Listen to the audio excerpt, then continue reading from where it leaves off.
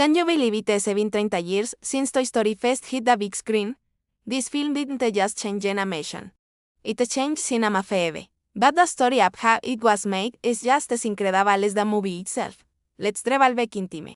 To the casting call for the voice of Andy, Pixar invited children to audition, asking them to bring just one favorite toy. But one 7-year-old, John Morris, showed up with a whole suitcase full of his beloved X-Men action figures. He couldn't possibly choose just one. That passionate imagination lended him apart. His voice, as Andy, was the very first one ever heard in a feature-length Pixar film. John Morris, now 41, still gets goosebumps thinking about the premiere. He remembers the moment Andy appeared on screen and everyone in the theater turned to look at him. I knew he was watching something groundbreaking. Growing up with Disney classics and VHS, I could tell this was something entirely new, something different. And he was right. Toy Story was the first ever fully computer animated feature film, and it sent ripples through the entire industry, pushing studios away from traditional hand-drawn animation. The movie, directed by John Lasseter, tells a tale of toys that come to life when humans aren't looking. We all know the story, Woody, the pull-string cowboy voiced by Tom Hanks, and Buzz Lightyear, the fleshy space ranger voiced by Tim Allen. The rivalry of Baby and Andy as a favorite toy blossoms into an incredible friendship as they navigate a big, scary world outside the toy box. But where did this idea even come from? It all started with a 5-minute short film from 1988 called Teen Toy. This short, about a little wind-up toy, actually won Pixar its first Oscar. Back when the company was still part of Steve Jobs' hardware business, Disney saw the potential and approached Pixar to create a feature film from a toy's perspective. The original concept was a buddy film, something new for animation, but the characters weren't quite right. The story initially featured Teeny from the short film, and the ventriloquist dummy, but the feedback from Disney was bland. The dummy was just too mean, and the Teen Toy wasn't a believable favorite for an 8-year-old. It was an animator named Bud Lucky who had the breakthrough idea: what if the dummy was a cowboy? And just like that, Woody was born. Teeny would later evolve into the Buzz Lightyear we know and love, even with the characters in place. The journey was far from smooth. Tom Hanks recently revealed that they had recorded about 80 minutes of an elevation of the film that was completely drawn out. The studio executive said the team wanted a wisecracking, insulting cartoon, and the result just didn't work. It wasn't the heartfelt story Pixar was aiming for. So, after 2 years of work, director John Lasseter made the tough call to start over from scratch. This resulted another 3 years to the production, which is why you see production babies in the credits of Toy Story movies ran to all the children born to the crew during the film's long creation. The stakes for Pixar were astronomically high at the time. The company was struggling financially. Steve Jobs had poured $50 million of his own money into it over 10 years, often writing personal checks just to make payroll the bid price. Other of the Pixar touch is that if Toy Story had failed, Pixar would not have survived. It was their make or break moment. But it wasn't just about Pixar's survival. The entire medium of computer animation was on the line. Back then, it wasn't more of a novelty. If Toy Story had flopped, investors likely would have abandoned computer animation altogether. Its success, however, sparked a golden age. So what made it so successful?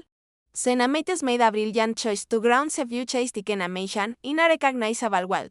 The virtual cameos even mimicked the behavior of real ones, combined it with a witty script, perfect voice casting, and Randy Newman's unforgettable song, "You've Got a Friend in Me," and you had a recipe for greatness. But the film's genius goes even deeper. It's not just about nostalgia. It's a classic buddy comedy. In the vein of films like Little Weapon or 48 OS, where two opposite characters are forced to work together and grow to respect each other. This formula made it appealing then, and it still holds up today.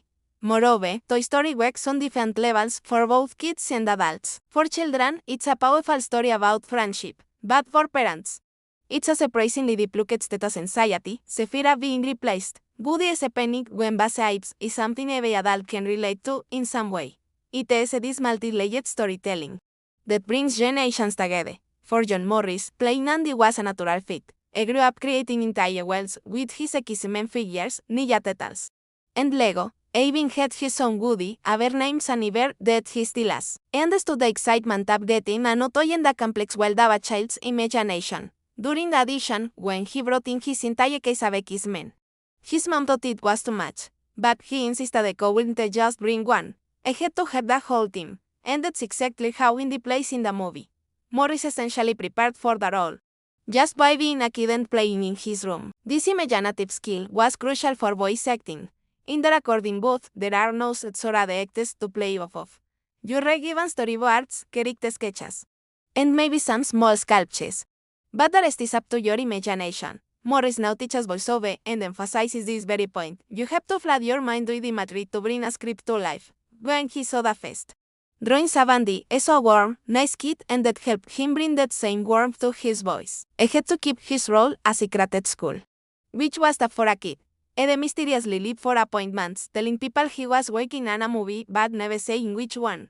When Toy Story finally came out and became a global phenomenon, his classmates were amazed. Made for about $30 million, it grossed over $400 million worldwide, even today. People are still surprised when they find out he was the voice of Andy. Why does everyone love this movie? At its heart, it is about friendship. The toys are like family to Andy, and they are so relatable and lovable. It also holds a special place in film history as the first of its kind. Morris SNB-21 WHO as the scene and love Toy Story. And they feels incredibly grateful to have been a part of it, everything for Toy Story 2 and for the incredibly emotional Toy Story 3. Where a college-bound Andy passes his beloved toys onto a little girl named Bunny. That final scene with Woody's soft so long partner left parents everywhere reaching for this use. It was a perfect bittersweet portrayal of growing up and moving on. With Toy Story 5 scheduled for release next year, fans are buzzing with questions. What happened to Andy? Did he get married? Does he have kids? Morris hears this all the time. Fans dream of a full circle moment where Andy is dead and maybe his own son, Andy Jr., gets to play with the old gang. Morris says he would absolutely love to come back and voice Andy as an adult. That would truly bring his own incredible journey with the franchise full circle. 30 years later, Toy Story remains a testament to the power of friendship, imagination, and groundbreaking creativity. It reminds us that, even when we grow up, we never really have to say goodbye to the friends who shaped us. Thanks for watching. If you love stories about how your favorite movies were made, don't forget to like and subscribe for more.